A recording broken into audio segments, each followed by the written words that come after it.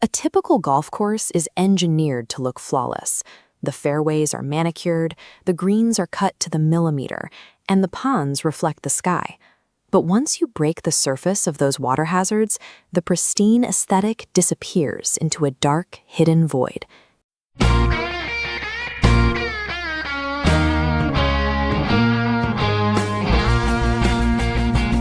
This data visualization shows the actual scale of what lies at the bottom of those ponds.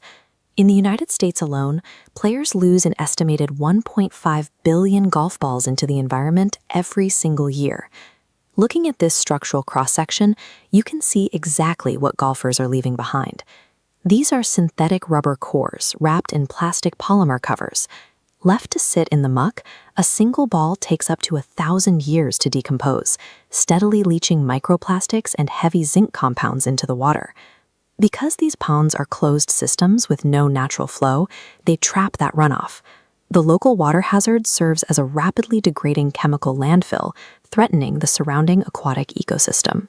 To pull that waste out of the environment, the industry relies on a specialized profession operating directly beneath the player's feet: the commercial golf ball diver. While recreational divers see water as a playground, commercial teams treat the pond floor as a high-stakes industrial worksite, governed by strict federal safety laws and grueling physical requirements. The financial incentives match the physical demands. A skilled commercial diver can earn a six-figure salary, upwards of $100,000 a year, powering an entirely unseen $200 million secondary industry. The extreme conditions of the job justify that massive payday. We have to look at the exact environment these divers face to understand why the industry is willing to pay so much for a single piece of lost plastic. The first obstacle is the environment itself. Divers refer to golf course ponds as blackwater. Years of decaying organic matter and fine sediment create a thick soup that completely blocks out ambient light. Visibility is absolute zero. Without any visual references, the divers rely entirely on a technique called blind touch.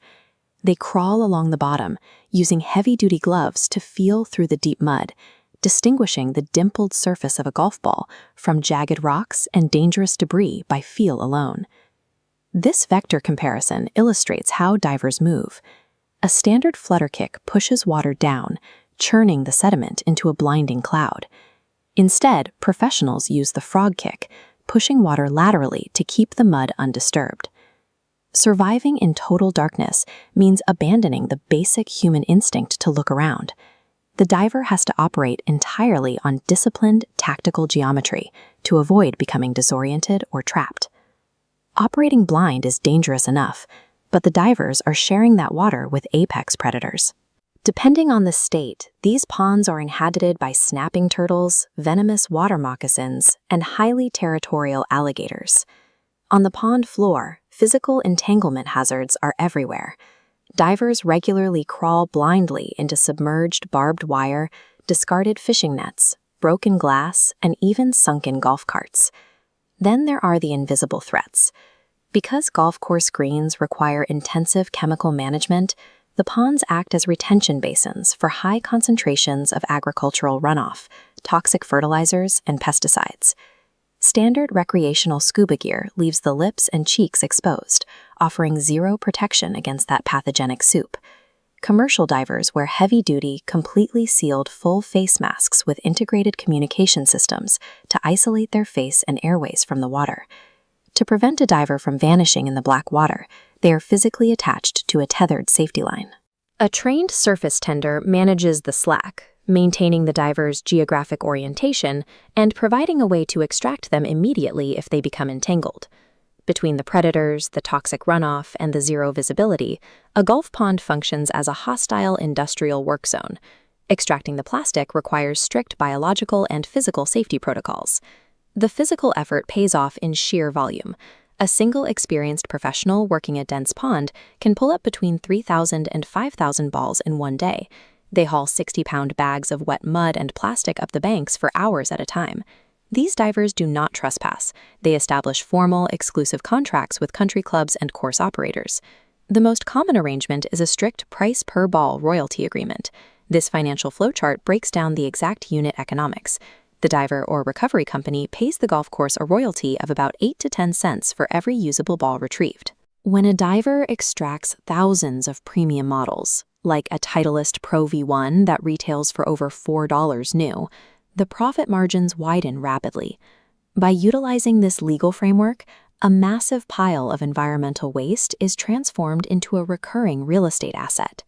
The diver secures a lucrative income stream, and the golf course earns a steady profit on the mistakes of its own players. Once the balls leave the water, the post-dive processing begins. The inventory is scrubbed with chemicals, inspected for structural damage, and strictly graded into tiers, separating flawless, mint-condition balls from lower-grade practice inventory. This processed inventory feeds an enormous $200 million refurbished market. The recovered balls are packaged and shipped out to restocked pro shops, big-box sporting goods stores, and online retailers across the country. The math is highly efficient. Every year, about 100 million salvaged false balls are successfully pushed back into the retail market. This prevents the manufacturing of 100 million new plastic spheres, directly mitigating the sport's carbon and plastic footprint. These commercial divers serve as the vital linchpins for the industry, managing one of the most physically punishing and effective environmental cleanup operations in the country.